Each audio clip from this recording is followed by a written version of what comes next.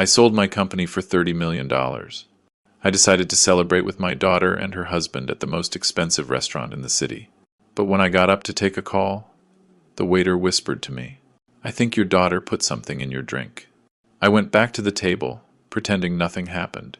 And 10 minutes later, before we continue, subscribe to the channel, and let us know where you're listening from in the comments.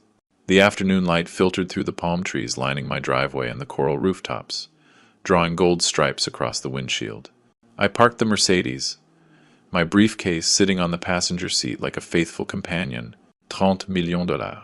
That number echoed in my chest, a confirmation of 40 years spent building something from nothing.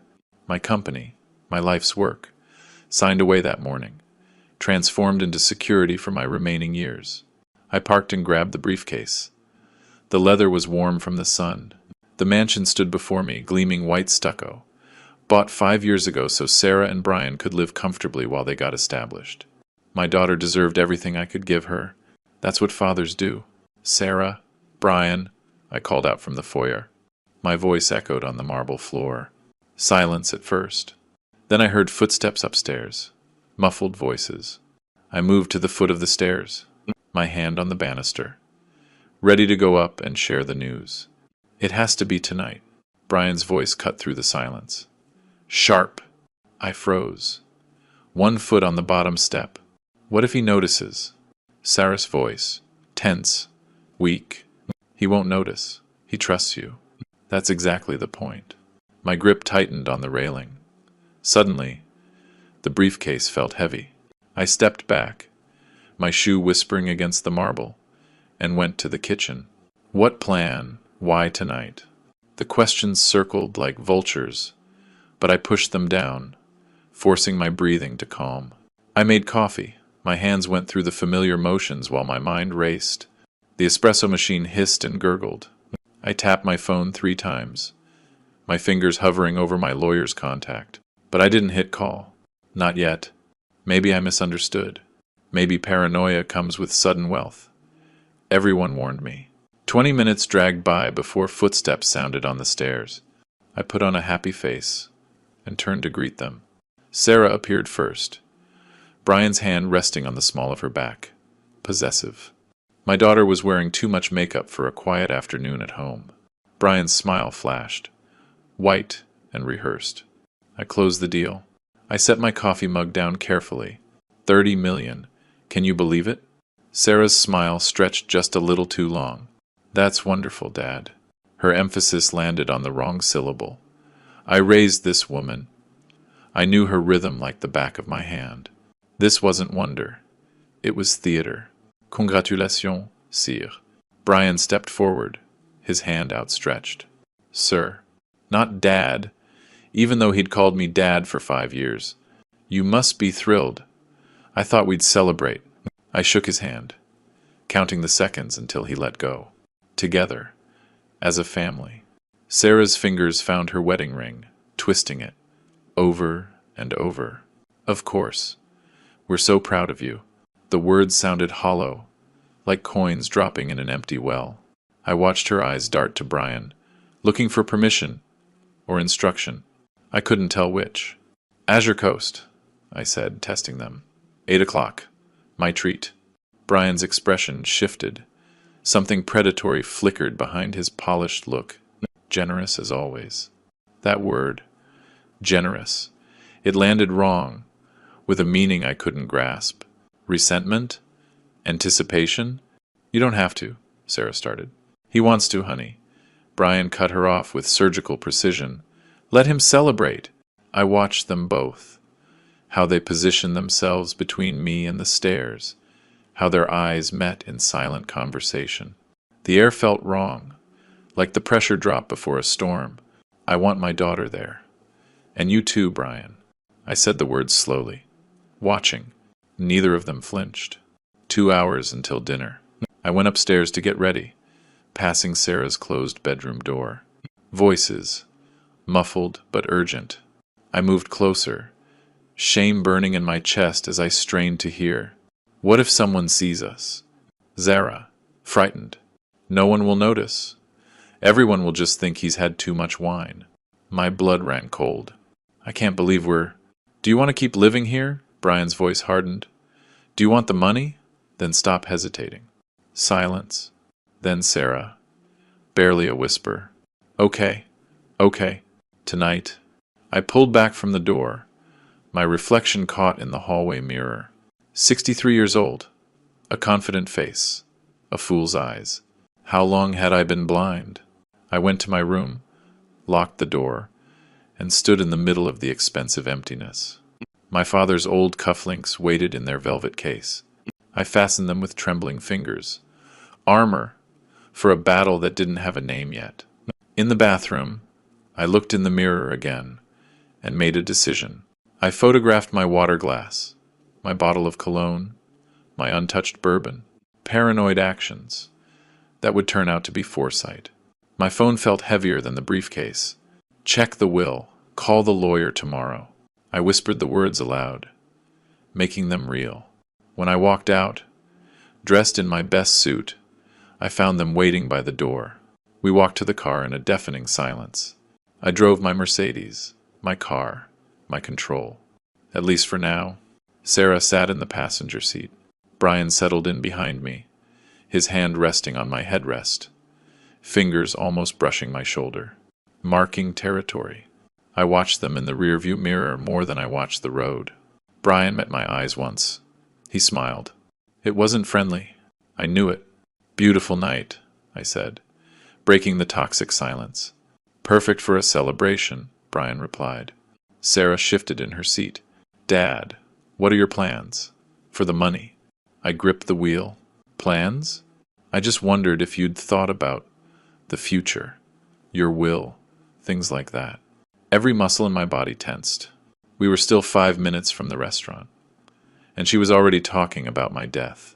Funny you should mention that. I kept my voice calm. We pulled into the Azure Coast Circular Drive. The valet, Marcus, approached, to his usual professional warmth. Good evening, Mr. Lane. A pleasure. Good to be here, Marcus. I handed him the keys, grateful for a familiar face, someone who knew me as more than just a target. Behind me, Brian leaned towards Sarah, his lips barely moving. Remember what we talked about? I turned sharply. What was that, Brian? His recovery was too smooth, too rehearsed, just reminding Sarah how lucky we are to have you. The words should have sounded grateful. Instead, they sounded like an obituary read too soon. We walked into the restaurant. I followed my daughter and son-in-law, and what I was about to do. I took out my phone again. This time, I photographed the table through the glass. The angle captured all 3 glasses, documenting their positions. Evidence, though I hadn't decided what for. Yet, I put the phone away. My reflection stared back from the glass door. A 63-year-old man, in an expensive suit. A successful businessman. A devoted father. That man died tonight. What walked back into that restaurant would be something colder, harder, the city lights just starting to glitter on the dark water. Our table. Right by the glass. A spectacular view. Of course, only the best for the man they planned to destroy tonight. I pulled out Sarah's chair. An old habit, hard to break. She sat down without meeting my eyes. Brian took the seat facing the room, positioning himself to watch everything and everyone. I took the remaining chair, the one against the wall, which suited me fine. I wanted to watch, too. A waiter appeared, leaving menus, reciting specials I didn't hear. My focus snapped to the table setting. Sarah to my left, Brian across from me. My wine glass, well within her reach. Wine, Brian suggested, signaling the sommelier. Of course. I kept my voice light, curious to see how far they would take this performance. The sommelier arrived. Brian ordered a Bordeaux that cost $300 a bottle.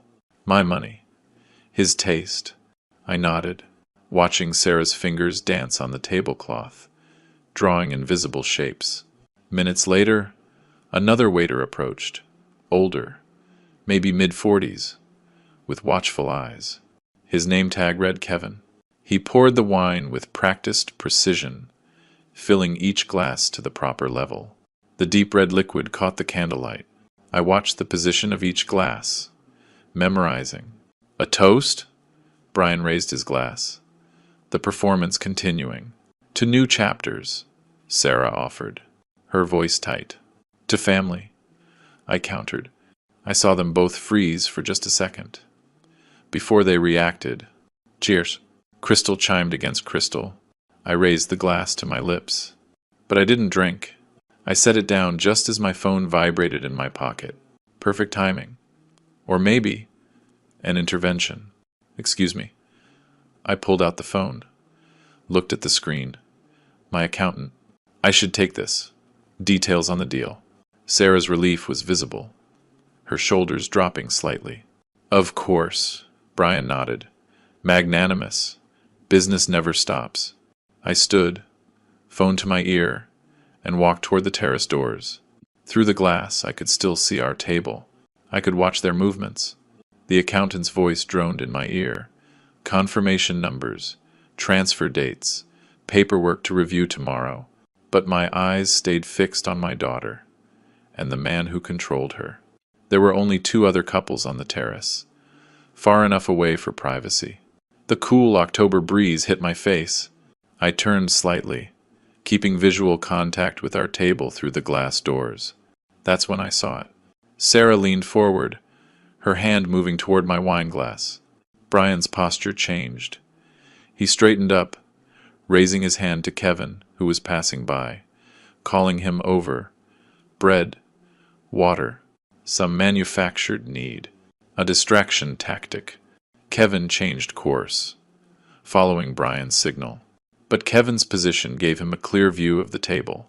I saw his eyes drop. I saw his expression shift from professional courtesy to alarm.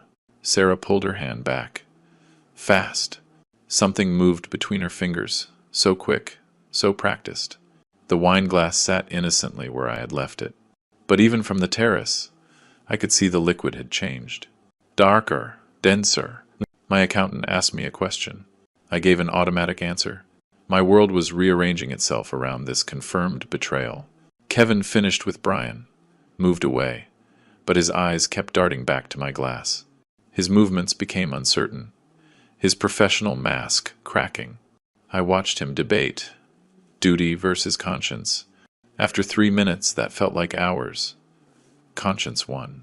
I hung up just as Kevin approached the terrace door. He pushed through, looking for me, and found me by the railing. Mr. Lane? His voice was nervous. Kevin? I read his name tag again, memorizing it. Is something wrong with the service? He glanced back into the dining room, toward our table.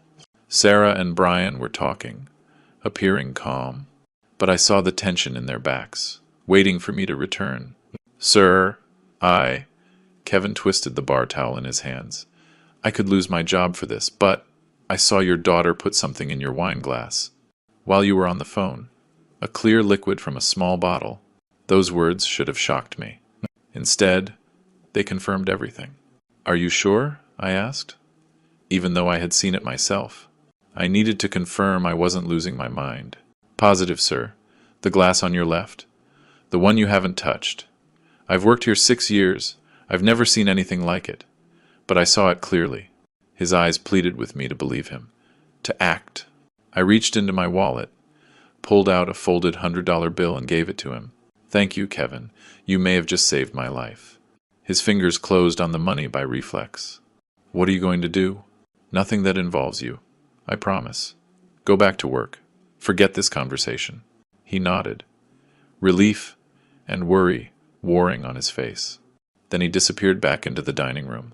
I stood on the terrace, the cold air sharpening my thoughts, watching through the glass as Sarah checked her phone, as Brian's hand rested on the table, claiming space, claiming control, claiming what he believed would soon be his.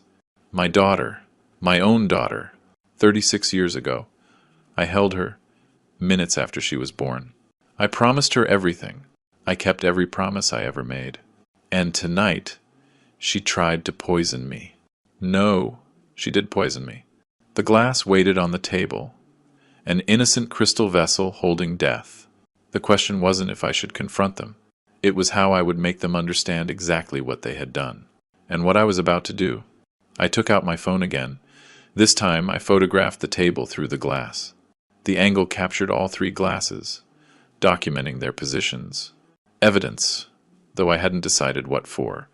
Yet, I put the phone away. My reflection stared back from the glass door. A 63-year-old man, in an expensive suit. A successful businessman. A devoted father. That man died tonight. What walked back into that restaurant would be something colder, harder, something built to survive territory I never imagined I'd have to navigate. I pushed the doors open. The noise of the dining room returned. Conversations, laughter, the clinking of silver, the everyday sounds of people who believe their families love them. 20 feet separated me from our table, from my daughter, from my poisoned wine. Every step was calculated, measuring, preparing. When I reached my chair, my face showed only a mild apology for the long call. I sat down. I smiled at them both, like a man who hadn't just witnessed his own murder plot. Sorry about that. I set the menu down. I tapped my wine glass lightly, a brush of fingers against the stem. Deal issues, all sorted out now. Sarah let out a breath. Brian's smile widened. Shall we order? I asked. I'm starving. And I was. Not for food, but for justice. For revenge. To see them drink the poison they had prepared for me. Excuse me. I placed my napkin on my lap. An easy, practiced motion. Everything all right? Brian asked, his eyes narrowing slightly. Better than all right. The wire transfer went through. It's official.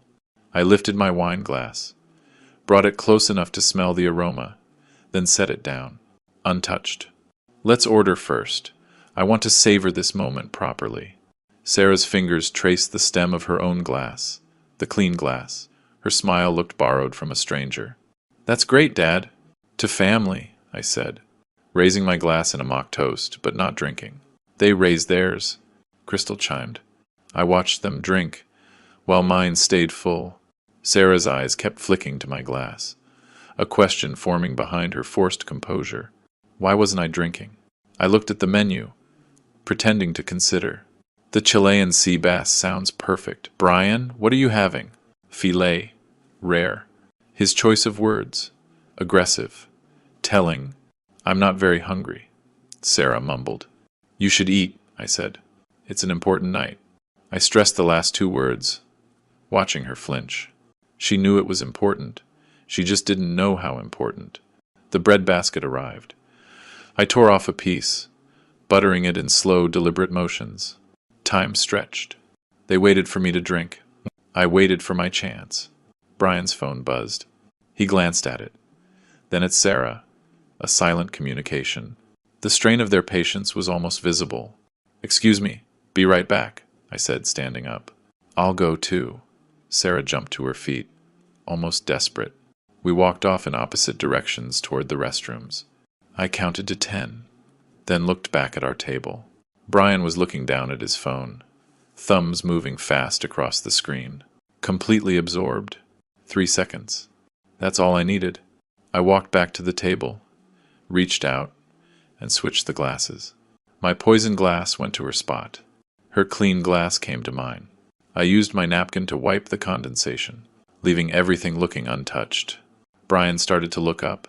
I was already looking at the menu, my hand nowhere near the wine. Forget something? He asked, just checking if we ordered the appetizer. We're fine. I walked away, back toward the restrooms, before he could register anything strange. When I returned, Sarah was already seated, her face flushed, anxiety radiating from her stiff posture.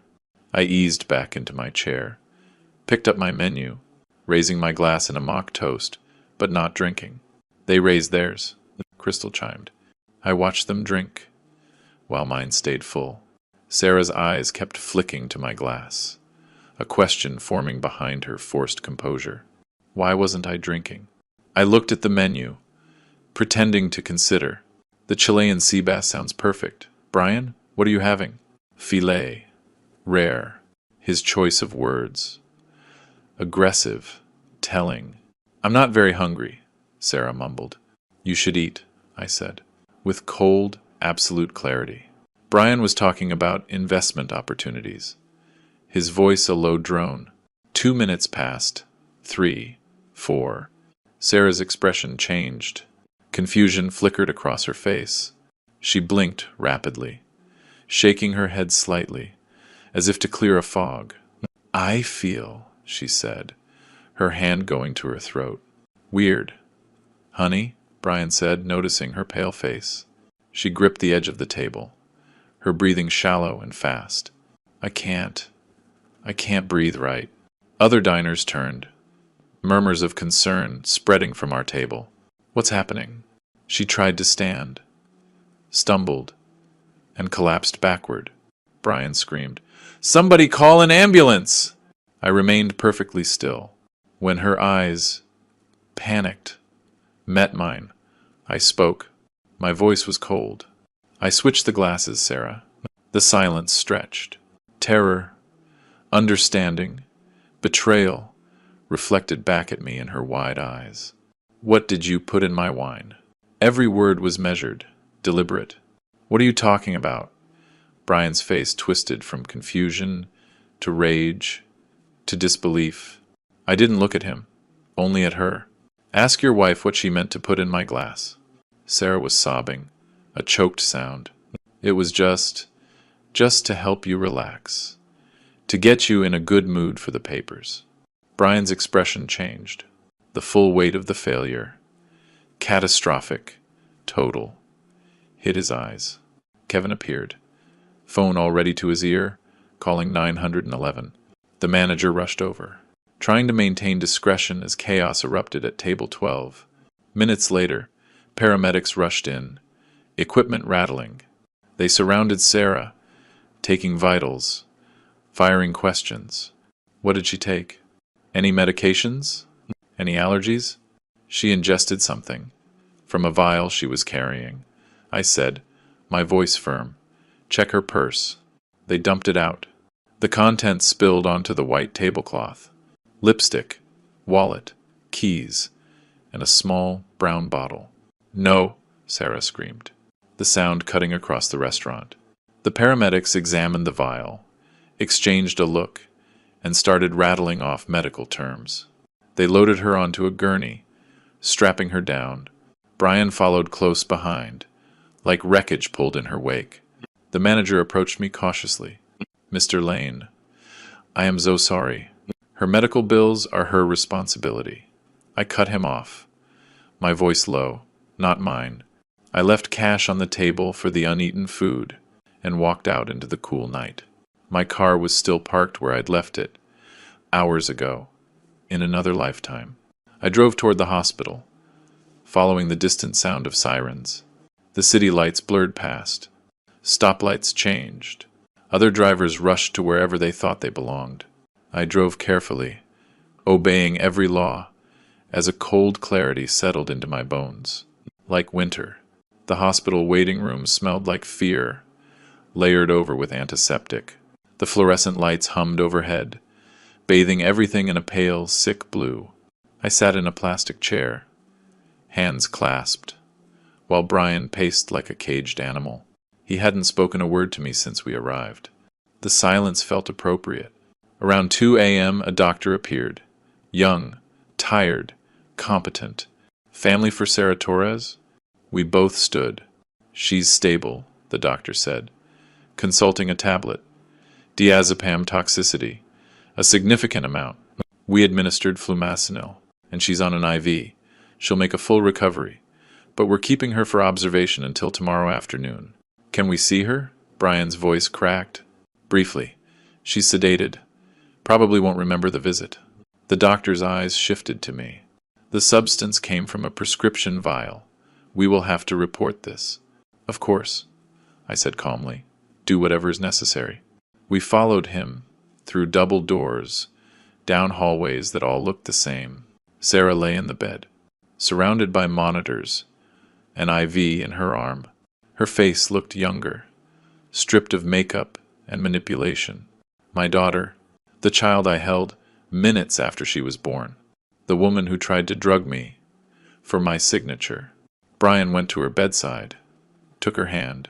I stayed by the door, an observer, not a participant. After 5 minutes, I left.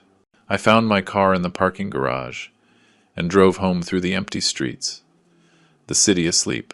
The mansion looked different when I walked in. Same furniture, same art, different meaning. I walked through rooms that now felt like enemy territory, stopping at Sarah's closed bedroom door. Beyond it, the bed where she had plotted with Brian. The space where they rehearsed my takedown. I continued to my study, closed the door, and stood by the window, watching the dark slowly fade from the sky. Dawn arrived with surgical precision, orange light replacing black, sharp and clear. Sleep seemed irrelevant. Instead, I made coffee, strong, bitter, hot enough to burn. I sat at my desk and started writing in my leather notebook. Not emotions, but facts, dates, conversations, financial transactions, building a timeline. Around 8 a.m., I heard the front door open. Brian, returning, his steps heavy on the stairs. A door closing with controlled force, his anger vibrating through the walls. I went downstairs, poured another coffee, and waited. They came home together around 2 p.m. Sarah walked slowly, discharge papers clutched in her hand, wearing yesterday's clothes. Her eyes were hollow, skin pale. She wouldn't look at me. Brian held her, one hand on her elbow, protection or possession. Impossible to tell. I stood in the archway of the living room. We need to talk. I think we're done talking, Brian snapped. Sighed down. It wasn't a request. Something in my tone made them obey. They sank onto the sofa, a united front against me. I want you out of this house, I said quietly. You have until the end of the month. Sarah's face crumpled. Dad, please. You tried to poison me, to drug me, so I would sign something. What papers were they, Sarah? A power of attorney? A change to the will? Deeds? She opened her mouth, closed it. Tears slipped down her cheeks. Real ones, finally. Tears for herself, not for what she'd done. Brian leaned forward, his voice hardening. You're overreacting. She made a mistake. She's sorry. She's sorry she failed. I set my coffee cup down. Precisely. There's a difference. You switched the glasses on purpose. His accusation hung in the air. You poisoned your own daughter. I returned the gift. Nothing more. We stared at each other. The lines drawn. The war declared. We're not leaving, Brian said flatly. This is our house. We have rights. No rights, no claims, nothing. Be out by the end of February. I turned toward the stairs. After that, I take legal action. Behind me, Sarah sobbed. Brian's voice rose. We'll see what the lawyers say about elder abuse and mental incompetence. I stopped and turned back. Please, try, give me more evidence. He shut his mouth. I spent the next 3 days watching them, like specimens under glass. They stayed in Sarah's room, voices rising and falling behind the closed door. I stood near air vents, near doorways, anywhere sound traveled. Old house, thin walls, leaking secrets. Thursday morning, I heard Brian on the phone. Competency evaluation, financial manipulation by the daughter. He poisoned her deliberately. Yes, I can document his erratic behavior. They were building their narrative, painting me as the villain, the confused old man, painting them as the concerned family, protecting an elder from himself.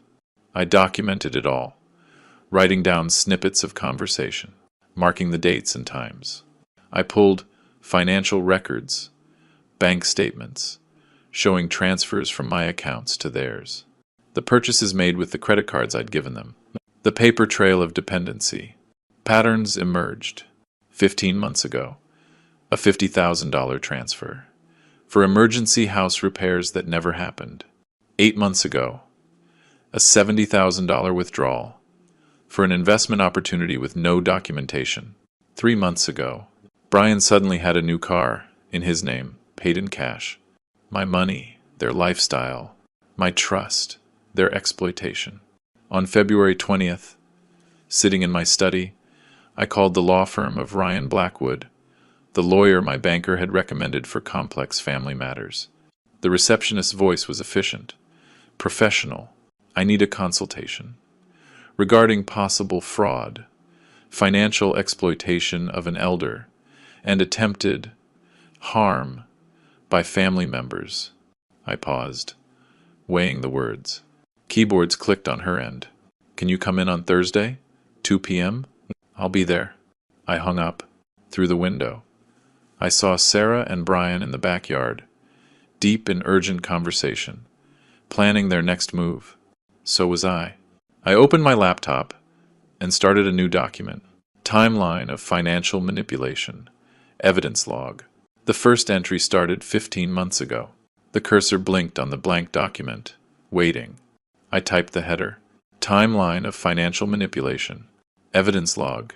Under it, I began listing everything I could remember, walking back through 18 months of trust, eroding into exploitation.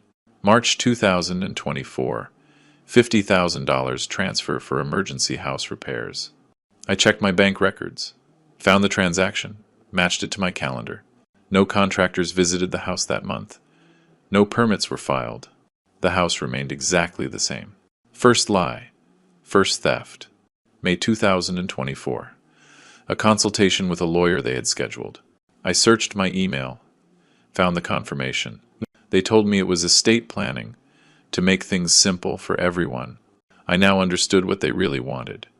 Access, control, signatures on documents I had never authorized. The list grew, each entry a small cut, one I had dismissed at the time. Together, they formed a pattern of premeditated theft. I worked until midnight, then reviewed it all at dawn on February 21st.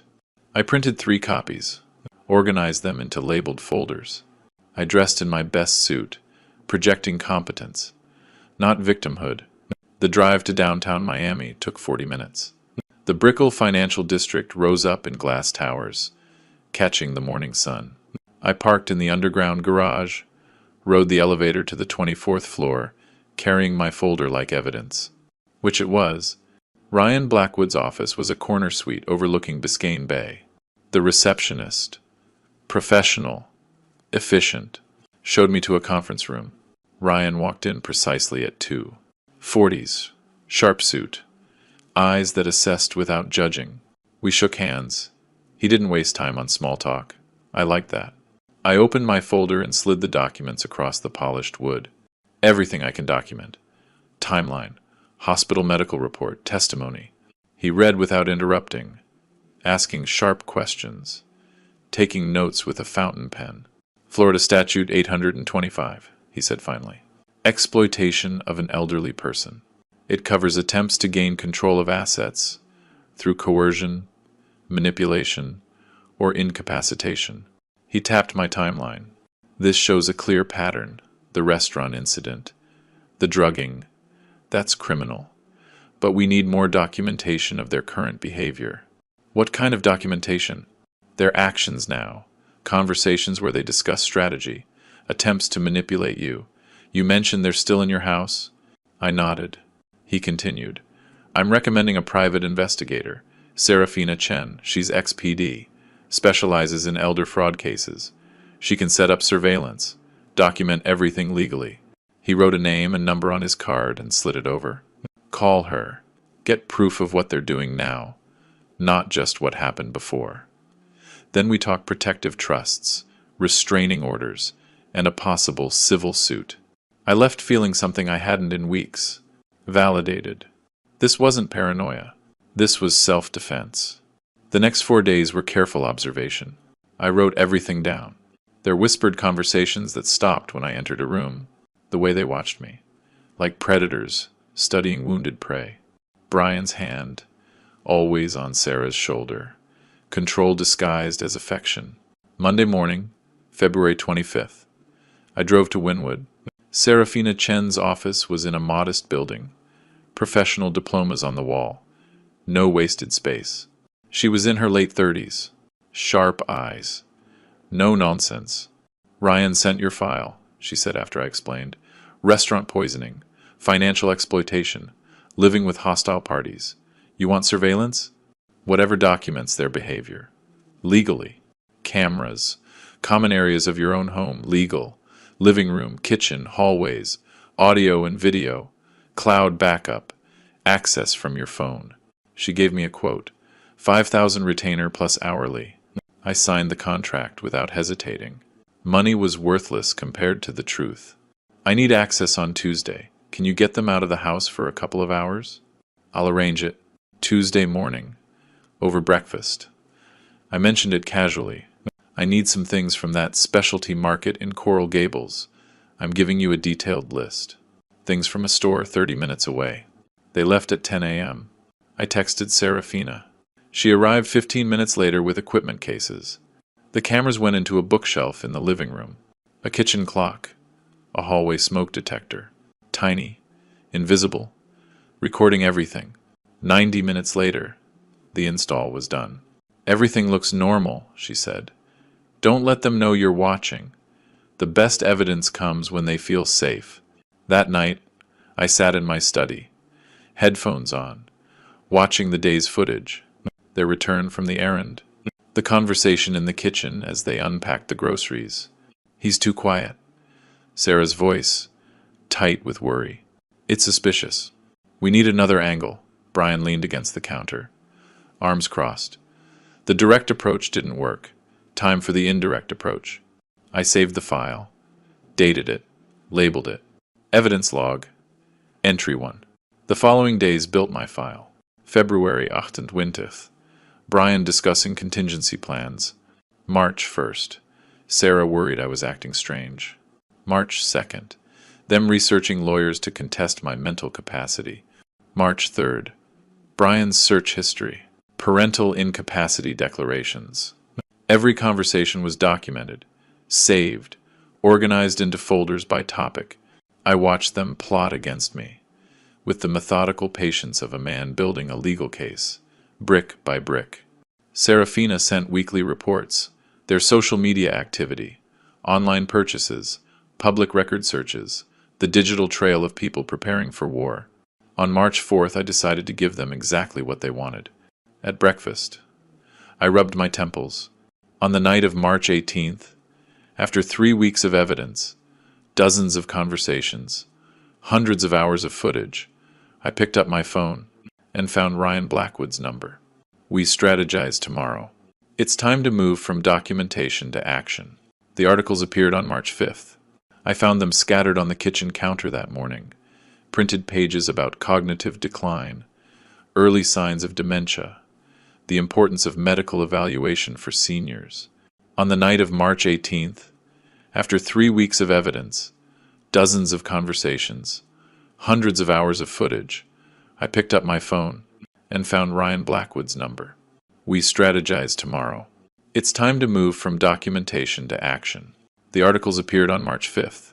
I found them scattered on the kitchen counter that morning. Printed pages about cognitive decline, early signs of dementia, the importance of medical evaluation for seniors. Sarah stood by the coffee maker, watching my reaction. I found these online, I thought. They might be helpful for understanding what you've been going through. I took the top article, scanned it with practiced confusion. I suppose it couldn't hurt to read.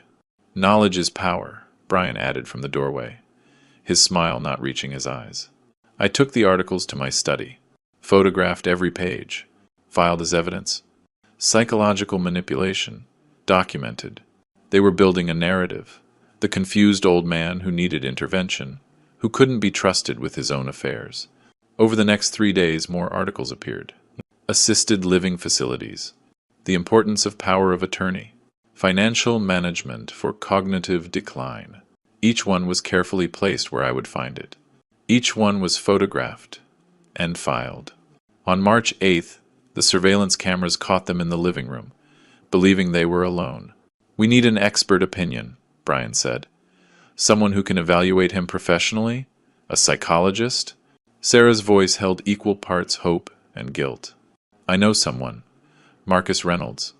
A clinical psychologist, specializes in geriatric cognition. We set up an informal lunch. I introduced them. Marcus makes observations. Will he do it ethically? Will he be objective? If your father is showing symptoms, Marcus documents them. If not, Brian shrugged. Then we know for sure. Money was worthless compared to the truth. I need access on Tuesday. Can you get them out of the house for a couple of hours? I'll arrange it. Tuesday morning. Over breakfast. I mentioned it casually. I need some things from that specialty market in Coral Gables. I'm giving you a detailed list.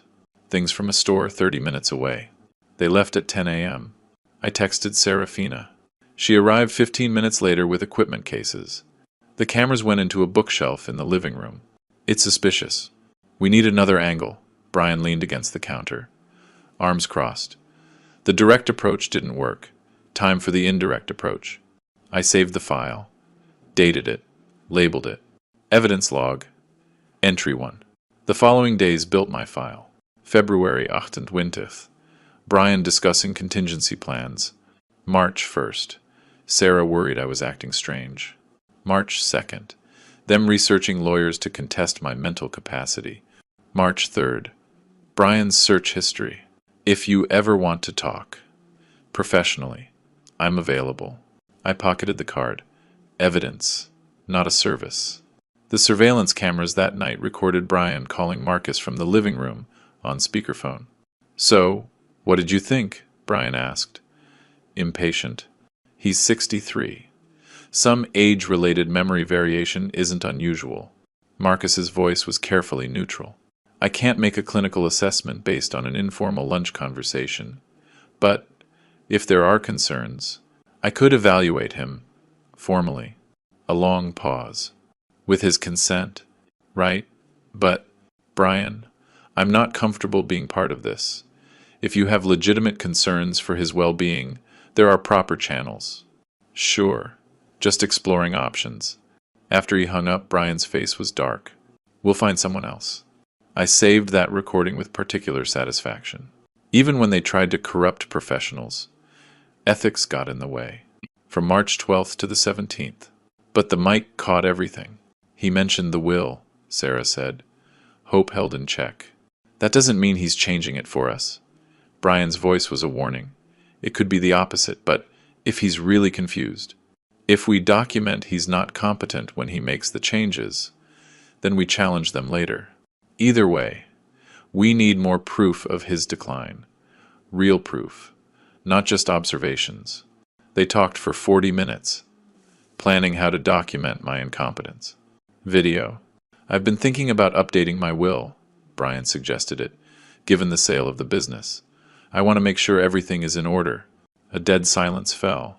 Then Sarah, trying to sound casual. That's responsible, Dad. When are you meeting him? He'll be preparing documents soon to make sure you're taken care of. I left the words hanging in the air. Bait. After dinner, I retreated to my study. The cameras recorded them in the kitchen. Low voices. But the mic caught everything. He mentioned the will, Sarah said. Hope held in check. That doesn't mean he's changing it for us. Brian's voice was a warning. It could be the opposite, but if he's really confused, if we document he's not competent when he makes the changes, then we challenge them later.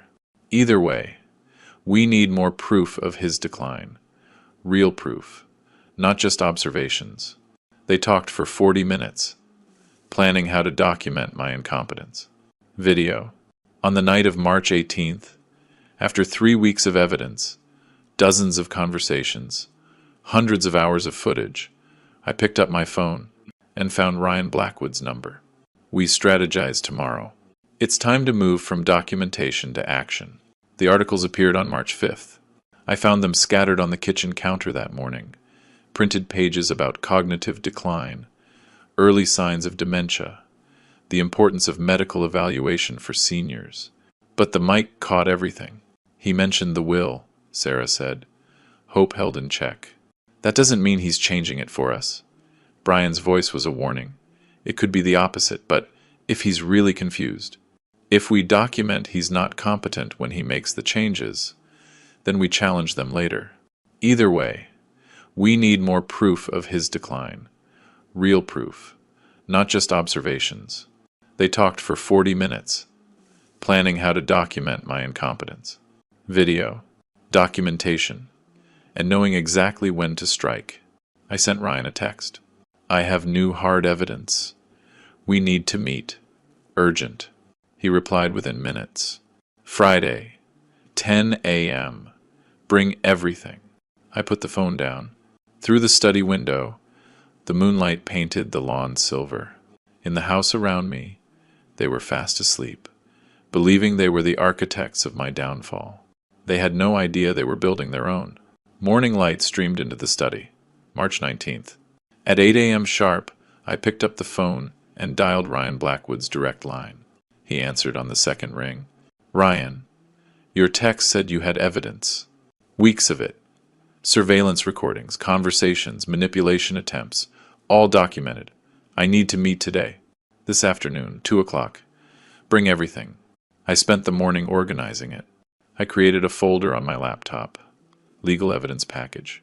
Surveillance files copied. Organized by date and severity. Transcripts printed of their most damaging conversations. Brian, discussing competency challenges.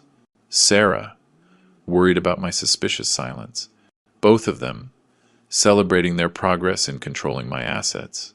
Serafina's weekly reports went into a manila envelope, highlighted and tabbed. I loaded everything onto 2 USB drives. One for Ryan, one for backup. At 2 p.m., I sat across from Ryan in his conference room, the USB drive and documents between us. He watched 3 hours of footage, read every transcript, studied Serafina's behavioral analysis. Finally, he sat back, steepling his fingers. This is extensive. We have multiple legal options, restraining orders, civil suit, criminal charges for the poisoning attempt. He tapped the document. But first, we protect your assets. An irrevocable living trust. How does it work? You transfer your assets into the trust. It becomes a separate legal entity. An independent trustee manages it. You set the conditions for beneficiary access. Once it's signed, it's untouchable. Not even you can change it. He pulled out a legal pad and started sketching the structure. We will make it bulletproof. They can't sue for access. They can't manipulate the administrators. They can't effectively challenge it.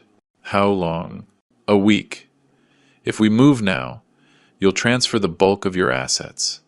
Keep enough liquid for personal use. We'll set strict conditions for Sarah's eventual access. What conditions? Ryan smiled. A sharp, professional smile. Whatever you want. Age requirements. Financial independence. No pending lawsuits. Any metric that ensures she can't get the money through coercion or fraud. For the next 5 days, we built an impenetrable fortress around my wealth. March 20th. Trust structure designed. 25 million transferred into the trust. 5 million kept liquid for my use. Sarah could access it at age 45, 9 years from now, if she demonstrated 5 years of financial independence and had no civil or criminal cases against her. March 23rd. Meeting with Florida Fiduciary Services. 2 trust officers, professional, impartial, explained their role. They would follow the document to the letter. No family pressure, no manipulation, no exceptions. March 24th. The final signing. Ryan's conference room again, this time with a notary and the trust officers present. The documents were spread across the table, like a treaty ending a war. I signed every page, initialed, dated. The notary stamped each signature. Official. Your assets are secure, Ryan said as I put the copies in my leather folder. She cannot manipulate, coerce, or sue her way into them. The trust is irrevocable. It's done. I drove home with a feeling I hadn't had since February. Power. Control. Safety. At the house, life continued its strange theater. They didn't know about the trust. Not yet. The cameras recorded their casual talk about the inheritance, their certainty that, in time, my money would be theirs. March 28th. Breakfast. When we inherit, Sarah mentioned, as if it were inevitable. That night, Brian's laptop search history. How to contest a will in Florida. I decided to tell them on April 1st, a fitting date for plans to fall apart. March 31st. I sent them both a text. Family meeting. Tomorrow, 10 a.m. Living room. Important. Ryan had advised doing this in public, or with witnesses. They could become aggressive. My house, I replied. My rules. The cameras will record everything. April 1st arrived, clear and bright. I set up my laptop, connected to the TV, surveillance footage queued up. At 10 a.m., they walked into the living room, a nervous energy in the air. I stood. They sat. The sofa was lower than me, establishing hierarchy. I've made some decisions about my estate. I brought up the trust document on the screen. I have created an irrevocable living trust. Their focus sharpened. I explained it, systematically. 25 million transferred, independent trustee, the conditions for access, age 45, financial independence, no pending litigation. I watched their faces as understanding dawned. What? Sarah's voice cracked. You're cutting me out? I'm protecting my assets. From manipulation. Brian shot up from the sofa. This is because of the restaurant? One mistake, and you. One mistake. I hit play on the remote. Their own voices filled the room. Surveillance footage. Them. Discussing my competency. Planning to document my decline. Celebrating their progress. You spied on us? Sarah was crying now. Your own daughter? I protected myself from the people who tried to drug me for legal papers. We're suing. Brian stepped forward, his aggression barely concealed. We'll challenge this. You can't. It's irrevocable. It's done. Legally bulletproof. I met his eyes. Try to challenge it. Waste your money on lawyers. The law is clear. We've lived here for 5 years. We have rights. You have no rights to my money. You never did. Brian stormed out. Sarah followed him, sobbing. I went back to my study, reviewed the camera footage of the confrontation I had just recorded, saved it, dated it, labeled it, evidence of their reaction. Their rage confirmed their guilt. The next week, the house became a battleground. Slammed doors, hostile silence. I overheard calls to lawyers, all saying the same thing. The trust was solid, unbreakable. April 7th, Sarah tried to reconcile. She knocked on my study door, tears ready. Dad, we can fix this. I'm your daughter. My daughter would never have tried to poison me. It was a mistake. Please, leave my study. She left.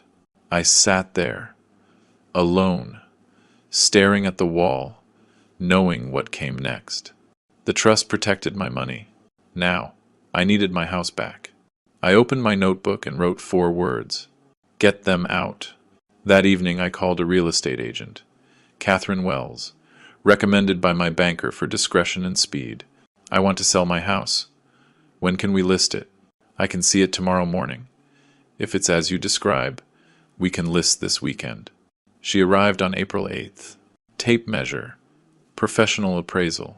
She walked through the rooms, where my daughter and son-in-law were still living, assessing the market value of the house they were borrowing. A beautiful property. I can list it for $7 million. This market is fast, but the property must be empty for showings. It will be. The listing went live on April 10th. First showing scheduled for April 12th. I notified Sarah and Brian via text. Showings on Friday. You will need to be gone for 3 hours. Brian texted back. You're selling the house? Yes. No reply. They left Friday morning. When they returned, they found business cards from potential buyers on the kitchen counter. Their faces. The realization that I was dismantling their entire life. April 15th. I had Ryan draft the eviction notice. Formal, legal, final, 60 days to vacate. I served it to them that night, as they sat in the living room, their borrowed living room. Money was worthless compared to the truth. I need access on Tuesday. Can you get them out of the house for a couple of hours? I'll arrange it. Tuesday morning. Over breakfast. I mentioned it casually. I need some things from that specialty market in Coral Gables. I'm giving you a detailed list. Things from a store 30 minutes away. They left at 10 a.m. I texted Serafina. She arrived 15 minutes later with equipment cases. The cameras went into a bookshelf in the living room. Ryan filed the eviction lawsuit on April 20th. Court date set for May 10th. 3 weeks. In the meantime, I leased an apartment downtown. Month to month. Waterfront. Quiet. A clean space. No bad memories. I moved out on April 28th. The house had become hostile territory. I stayed in the apartment, returning only for essentials. On each visit, the cameras caught their desperation. Sarah crying, Brian furious, both of them calling lawyers who had no solutions. May 10th, Miami-Dade Courthouse, 3rd floor. Eviction hearing. Ryan and I sat at the plaintiff's table. Across the aisle, Sarah, Brian, and their lawyer. Young, in over his head, knowing he had no case. Judge Martinez took the bench. A man in his 50s. No nonsense. Experienced in seeing people try to avoid consequences. Their lawyer stood. Your Honor, my clients have lived in this property for 5 years. Under what agreement? Judge Martinez cut in. Family. The plaintiff is Mrs. Torres's father. That is not a lease. Do they pay rent? No, but is there a written lease agreement? No, Your Honor. Then they are guests, with no contract. Mr. Lane has served the appropriate 60-day notice. He looked at Ryan. Yes, Your Honor. Served on April 15th. They have until June 15th to vacate. Judge Martinez reviewed the documents. I see no legal standing to stop this eviction. The plaintiff is the homeowner. The defendants have no lease. No rental agreement. The notice was proper. He looked at Sarah and Brian. You have until June 15th. After that date, law enforcement can be involved. Motion granted. The gavel cracked. Final. In the hallway, Brian confronted me, his voice low and threatening. You'll regret this. You're destroying your own family. I'm removing the people who poisoned me. We'll make you pay. With what money? I walked away, leaving him sputtering in the hall. The next 5 weeks were a tense standoff. I stayed in my apartment. They stayed in the house, slowly packing, desperately looking for rental properties they couldn't afford without me. The cameras recorded the endless arguments, Sarah's breakdowns, Brian's rage at his complete defeat. June 14th. I got the confirmation. The buyer for the house had completed the inspection. The sale was approved to close in August, pending possession. June 15th. Moving day. Ryan filed the eviction lawsuit on April 20th. Court date set for May 10th. 3 weeks. In the meantime, I leased an apartment downtown. Month to month. Waterfront. Quiet. A clean space. No bad memories. I moved out on April 28th. The house had become hostile territory. I stayed in the apartment, returning only for essentials. On each visit, the cameras caught their desperation. Sarah crying, Brian furious, both of them calling lawyers who had no solutions. May 10th. The plaintiff is Mrs. Torres's father. That is not a lease. Do they pay rent? No, but is there a written lease agreement? No, Your Honor. Then they are guests, with no contract. Mr. Lane has served the appropriate 60-day notice. He looked at Ryan. Yes, Your Honor. Served on April 15th. They have until June 15th to vacate. Judge Martinez reviewed the documents. I see no legal standing to stop this eviction. The plaintiff is the homeowner. The defendants have no lease. Parental incapacity declarations. Every conversation was documented, saved, organized into folders by topic. I watched them plot against me, with the methodical patience of a man building a legal case, brick by brick. Serafina sent weekly reports, their social media activity, online purchases, public record searches, the digital trail of people preparing for war. On March 4th, I decided to give them exactly what they wanted. At breakfast, I rubbed my temples. The next 5 weeks were a tense standoff. I stayed in my apartment. They stayed in the house, slowly packing, desperately looking for rental properties they couldn't afford without me. The cameras recorded the endless arguments, Sarah's breakdowns, Brian's rage at his complete defeat. June 14th. I got the confirmation. The buyer for the house had completed the inspection. The sale was approved to close in August, pending possession. June 15th. Moving day. Organized it in an expanding folder with labeled tabs. Each item told a piece of the story. Together, they were undeniable. Monday morning, June 16th. I met Ryan at his office. He spread the evidence across the conference table. Civil suit. Florida Statute 825 to 103, Ryan said, taking notes. Exploitation of an elder, financial manipulation, attempted drugging, infliction of emotional distress, fraud, conspiracy, seeking $500,000 in damages plus costs. This isn't about the money, I said. I know. It's about the public record, documenting what they did. He looked up from his notes. You want consequences. Exactly. We filed the lawsuit on June 17th. Sarah and Brian were served notice at their new apartment, a small 2-bedroom, far from Coral Gables. The process server reported they had barely unpacked. Their lawyer contacted Ryan within days, voice strained over the speakerphone.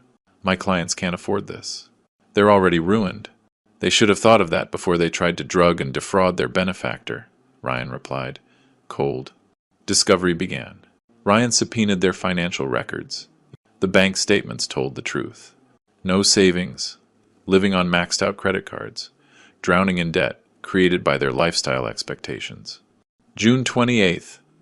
The settlement offer came. I met Ryan in his office to review it. A $50,000 payment plan. A private admission of guilt. No trial. It's reasonable, Ryan said, cautiously. They clearly can't pay a full judgment, but the settlement would be confidential. No public record. I pushed the papers back across his desk. No, I want this public. I want the court files. Forever. A trial is a risk. A judge might award less. I don't care about the money, I care about the record. I met his eyes. They tried to destroy me. I wanted officially documented that they were wrong, and I was right. Ryan nodded. Slowly. This isn't about the money, I said. I know.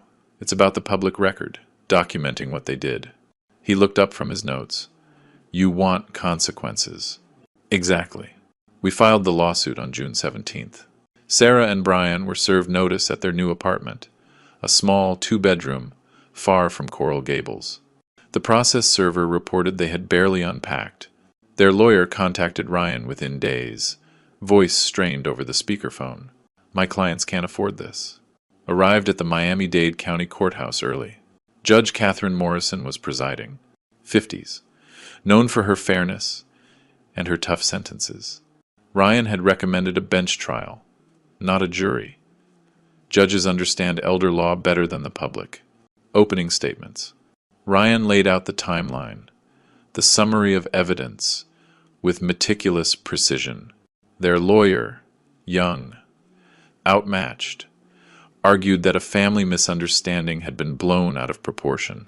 Kevin testified first. He described the restaurant incident with complete conviction. I saw Mrs. Torres pour something from a small vial into Mr. Lane's wine glass while he was away from the table. A clear liquid, a deliberate action. Their lawyer tried to cross-examine. Couldn't you have been mistaken? No, I know what I saw. I couldn't stay silent. The hospital doctor explained the diazepam toxicology results, the dosage, the dangers. Serafina presented the surveillance methodology, the chain of custody, the authentication of the recordings. Day 2, July 29th. The surveillance video played on the courtroom monitor, their own voices, filling the space, discussing my competency issues, planning the Marcus consultation, celebrating their progress toward the inheritance. Brian, he's 63. He's not sharp anymore. Sarah's voice. We deserve this money. I watched Judge Morrison taking notes. It's reasonable, Ryan said, cautiously. They clearly can't pay a full judgment, but the settlement would be confidential. No public record. I pushed the papers back across his desk. No, I want this public. I want the court files. Forever. A trial is a risk. A judge might award less. I don't care about the money, I care about the record. I met his eyes. They tried to destroy me. I wanted officially documented that they were wrong, and I was right. Ryan nodded. Slowly. The trust, the eviction. I presented the evidence. One piece at a time. Cross-examination was aggressive. Aren't you just being vengeful, Mr. Lane? I am seeking accountability. There is a difference. Judge Morrison asked her own question. Why pursue a civil case after the trust and the eviction? I looked at her. Because what they did was wrong. It needs to be in the public record, for my protection, as a precedent, for the truth. July 30th. Closing arguments. Ryan.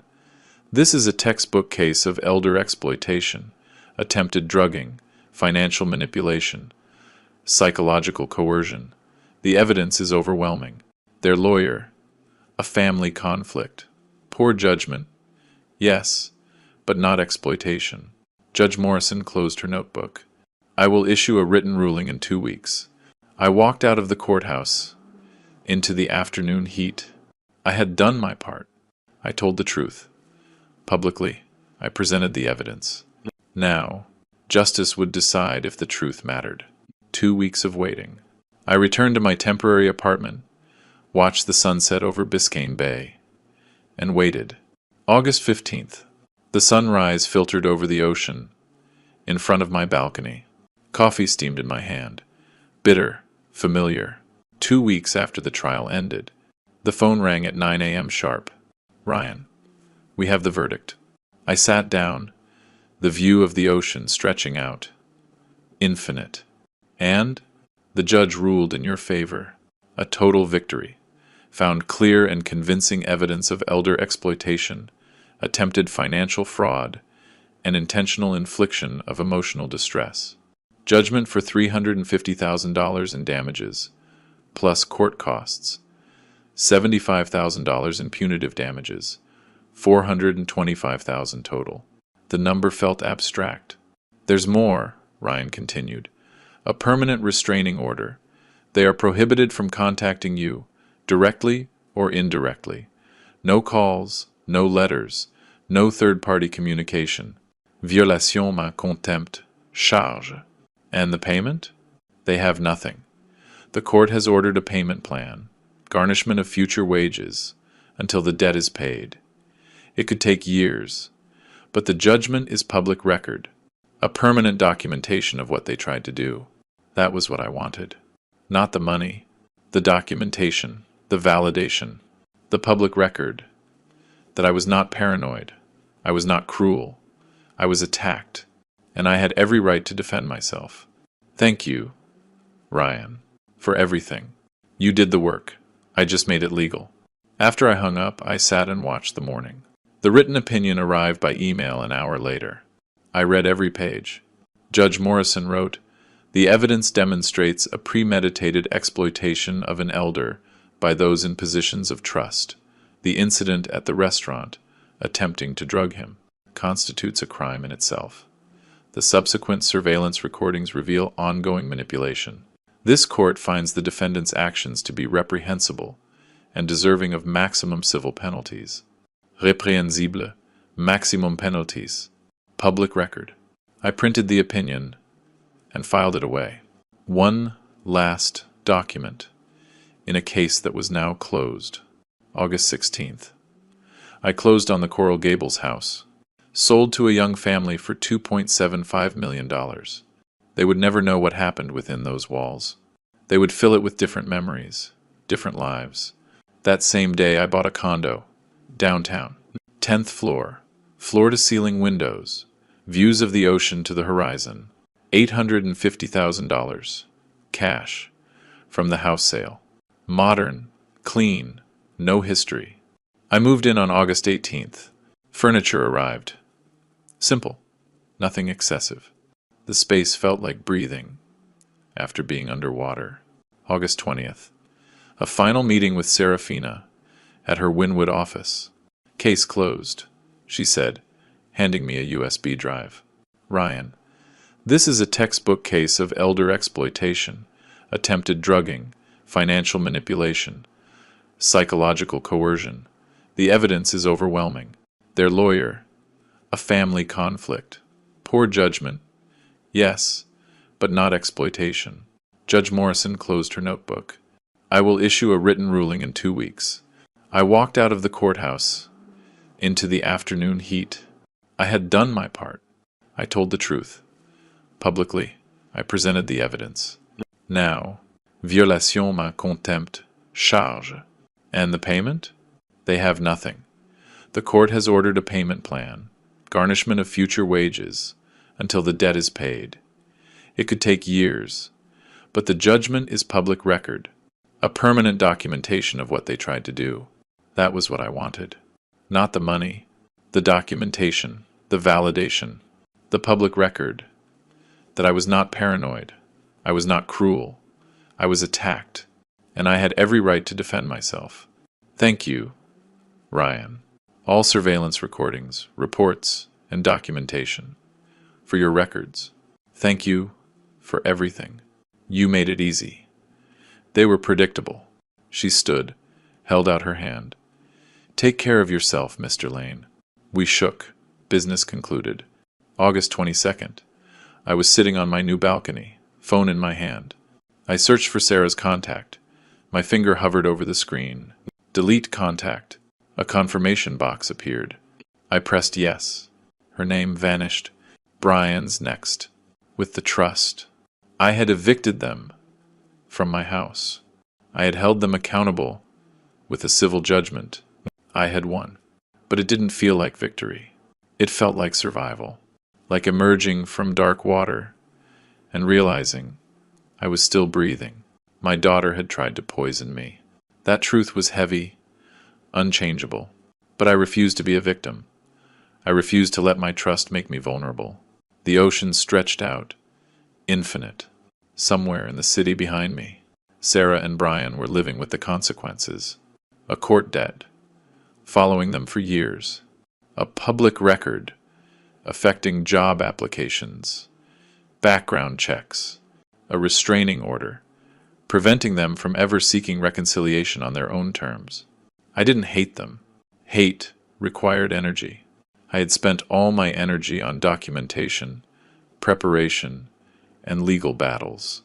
Now, all I had was peace. The sun touched the horizon. The city lights began to sparkle. My coffee was cold, but I didn't move. I just stood there, watching the cycle of nature continue. I had built an empire from nothing. I sold it for $30 million. I protected $25 million in an unbreakable trust. I lost a daughter, but I saved myself. I found justice in the courts and peace in the separation. Some stories end with family reunions and forgiveness. This one ended with distance, documentation, and the relief of being safe. The sun dipped below the ocean. I finished my cold coffee. Without a look back, I walked into the empty house. The echo of footsteps on the hardwood floors. No furniture. No trace of them. No trace of the poison in the air. Room by room, I walked the reclaimed space. Marks on the walls where pictures used to hang. Indentations in the carpet from furniture. The house felt like an empty shell, tainted by what happened in it. But finally, empty. My phone buzzed. Ryan, eviction complete. Set the mug on the balcony railing and watched the stars appear. Tomorrow, I'd call my old partner about that consulting opportunity. Next week, I'd have lunch with friends. In time, I would travel and fill my days with something other than litigation. But tonight, I just stood here, free, protected, alone, but not lonely. The ocean whispered against the shore far below. The city hummed. Life went on, offering new days to those who survived the old battles.